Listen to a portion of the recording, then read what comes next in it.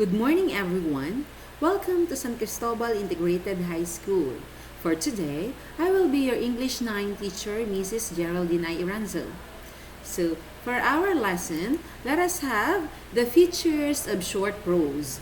But before we discuss, we will be having first the different objectives that we have to tackle or to do today. First, we have to identify the features of short prose.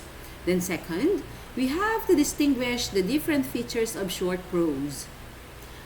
Let us have this time the pretest.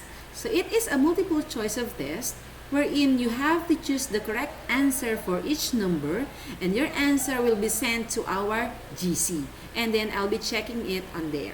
First, this refers to people, animals, or things that act out of the story.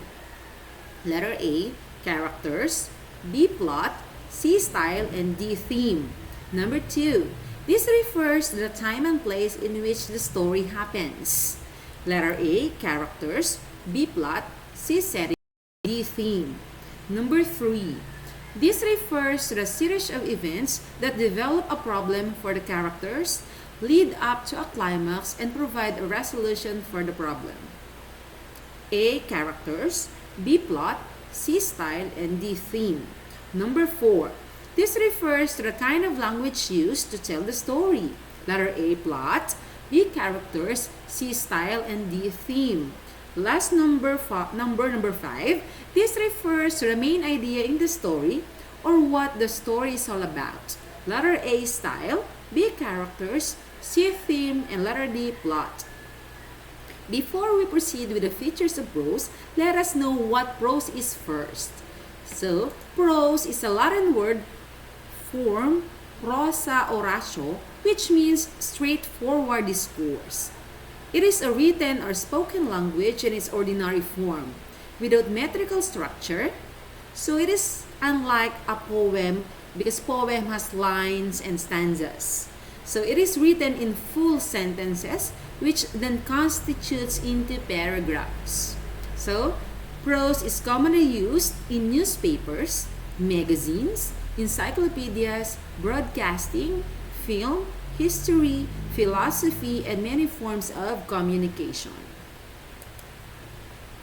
It can also be called an informational material because it provides information that is factual and is evidence-based also. Nothing is make-believe in these types of materials. It has some practical utility. More specific examples of this genre are biographies, autobiographies, and history.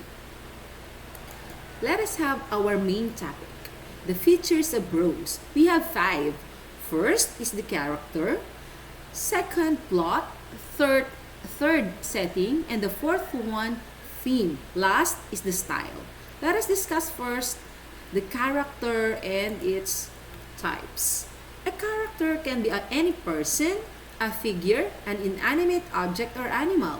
There are different types of characters, and each serves its unique function in a story or a piece of literature.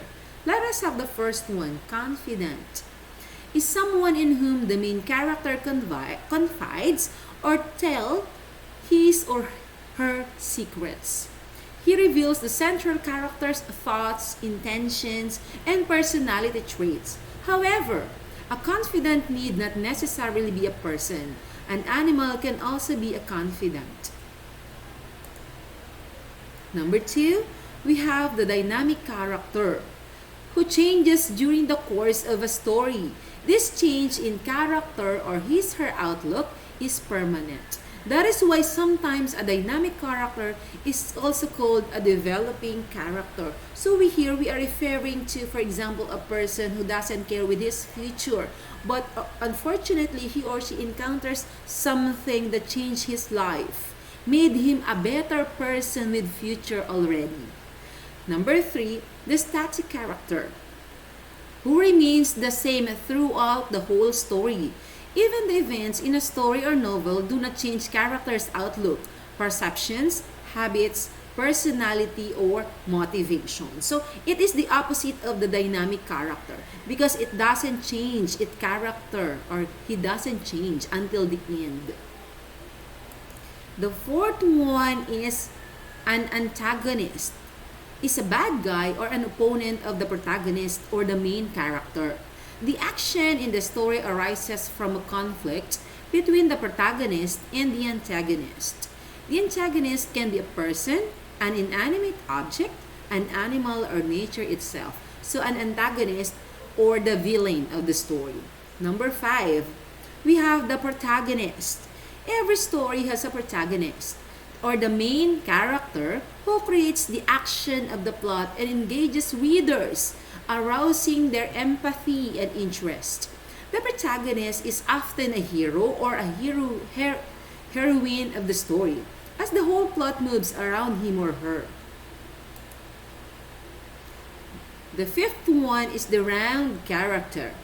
They are well developed and complex figures in a story, more realistic and demonstrate more depths in their personalities. They can make surprising or puzzling decisions and attract readers' attention. There are many factors that may affect them, and round characters react to such factors realistically. The sixth one is the flat character. He or she does not change during a story. Also, he or she usually only reveals one or two personality or traits. Oh, and then the stuck character is a flat character also that is instantly recognizable by readers. Like a flat character, the stuck character does not undergo any development throughout the story. The second feature of prose is plot, or sometimes we call this as the summary of the story. It refers to the arrangement of events in the story. It usually starts from the first event until the end, step-by-step events. All of the most important details are being told in this part of the story. Next is the setting. It refers to the time, once upon a time, a long time ago, a second ago, last Wednesday, and place such as in the school, park, church, Manila, Philippines, where the story happened. It answers the questions where and when. Okay, so let us have next the theme. It refers to the evolving idea in your story or the main idea. The subjects are talk, a piece of writing, a person's thoughts, or the topic. Examples: love, peace, unity, integrity. Then we will be having the last one, which is the style of writing of the author.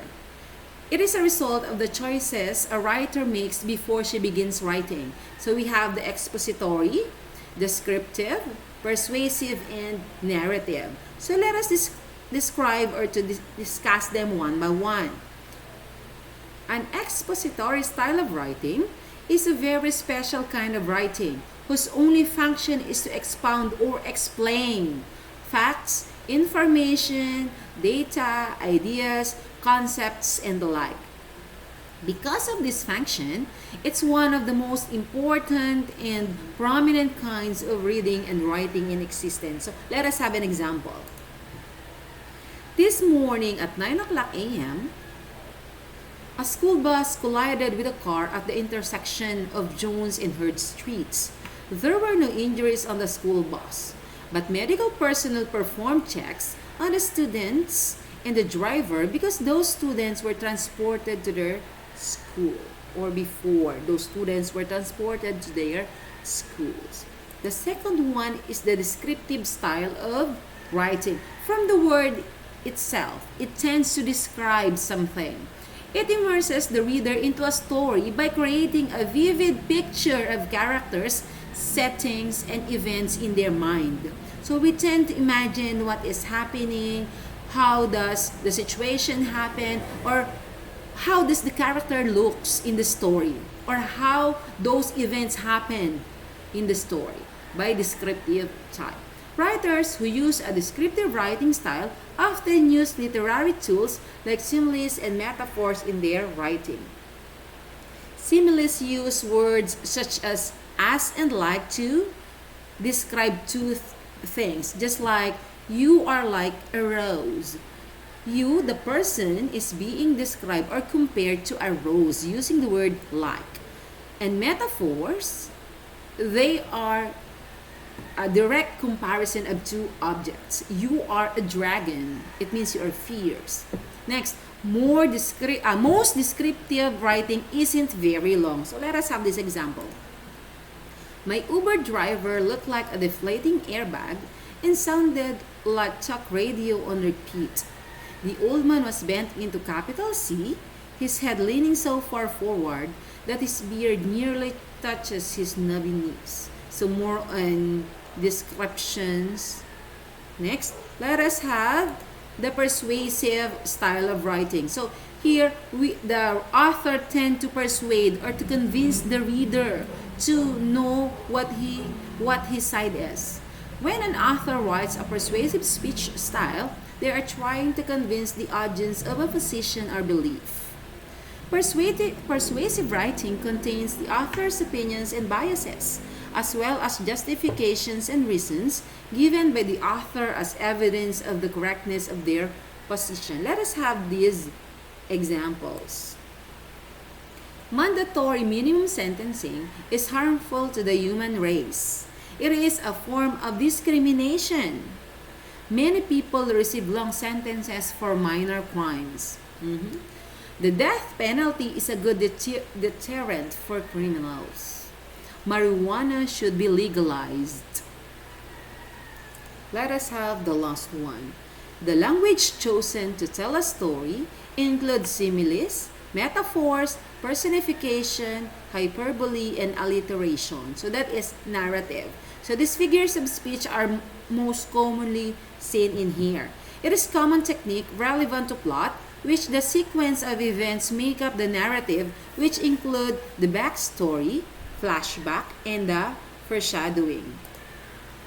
Written forms of narratives include most forms of writing, such as personal essays, fairy tales, short stories, novels, plays, screenplays, autobiographies, histories, even news stories. So it may be a sequence of events in chronological order or an imagined tale with flashbacks or multiple timelines. So in here, you tend to narrate or to tell a story in chronological order. So it depends upon the author on how will he give life to it by using foreshadowing, the different literary techniques, by the way. So for your assignment, we will be having an assignment. So I will be sending it to our group chat, and then you are going to send me your answer again via my messenger PM. So that's it only for today. Goodbye, class, and thank you very much.